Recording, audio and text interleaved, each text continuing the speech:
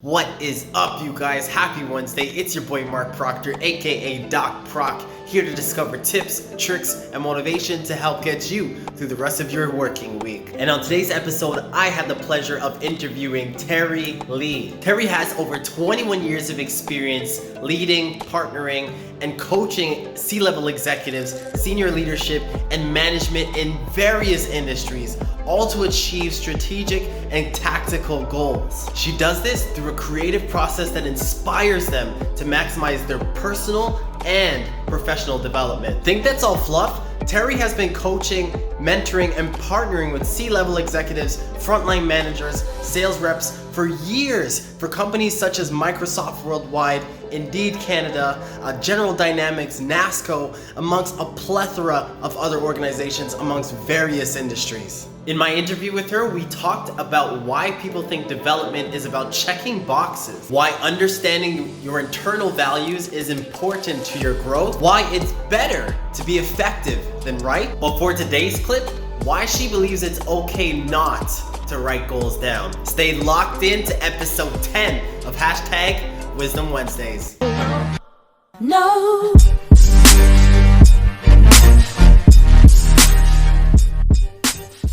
People who hold themselves accountable to their own development don't need to write down action plans to give to their boss. Now, HR may disagree with me. That's powerful. That's a powerful statement, though. Yeah. That's powerful. Here's your performance evaluation, right? And you have these 3 actions you have to do, and you're going to meet with your boss and me and HR rep in 3 months, and you better have done those. Well, again, that's another checking the box activity. I don't even do written action plans anymore, particularly at the more executive levels. If people, will take notes and they'll come back to me and I'll follow up. Did you do that? What happened? What gaps do you have? What were the opportunities? Did you have success? And then we can move on. But, that's up to your own self to develop the goals that you want. Making somebody write it down is, who's it for? I guess, the key is, are you writing it down because you have to and you have to show something? Or are you writing it down because it's a career goal aspiration for you? I believe in choice and people making choices. So even myself, I'll say, is this a goal or an action that will enhance my life or detract from my life? And then if it enhances my life, then I'll continue to practice that and develop it. Yeah.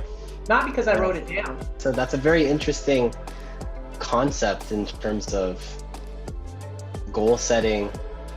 Because I'm just thinking about all the books that you read talks about vision boards. They talk about mapping, whether it's reverse mapping or forward mapping.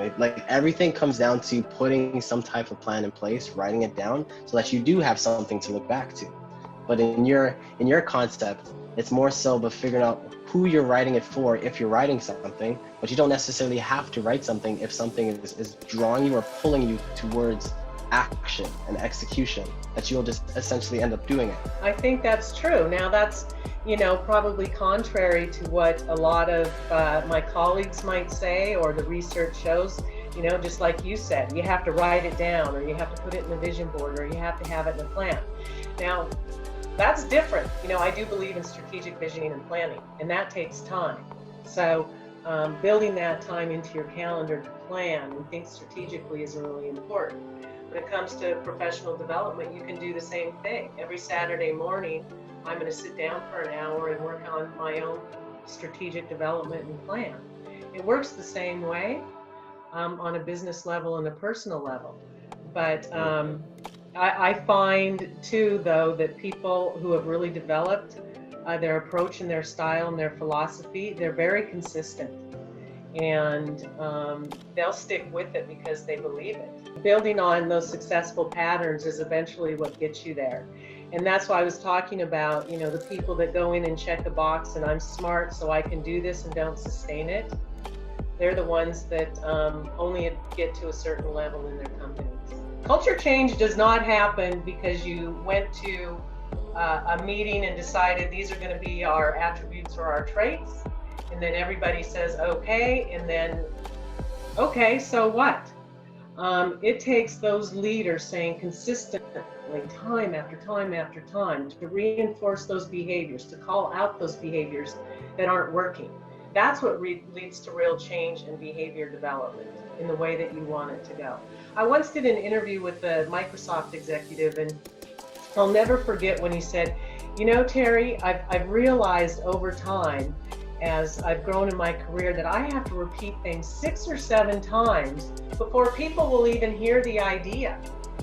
And I have another leader who, when I interview his colleagues and his direct reports and his boss, he'll say, he's such a repeater. He repeats, he repeats, he repeats. And, you know, but they'll be honest about it, and they'll say, well, it's, you know, I understand why he repeats. It's because he wants it to become automatic. Like when you get in your car now, you just automatically put on your seatbelt. It's the same thing. Yeah. And then I'll tell him, well, he'll stop repeating when you start doing it. They say luck is when preparation meets opportunity, but they also say success is never accidental. It is built on consistency, repetition, and belief. Belief in a process, belief in that what you're doing will eventually pay off. From today's episode, I really want you to take a hard look in the mirror. Set aside weekly you time. Focus solely on your professional and personal development. Make sure it's aligned and deeply rooted with the values and morals that you yourself hold true. And keep it genuine. Make sure that it is something that you will endure no matter the cost. And don't forget, build in that repetition and consistency in everything that you do. And I hope that you will be able to achieve your biggest, baddest dreams of all time. Marc Proctor, out.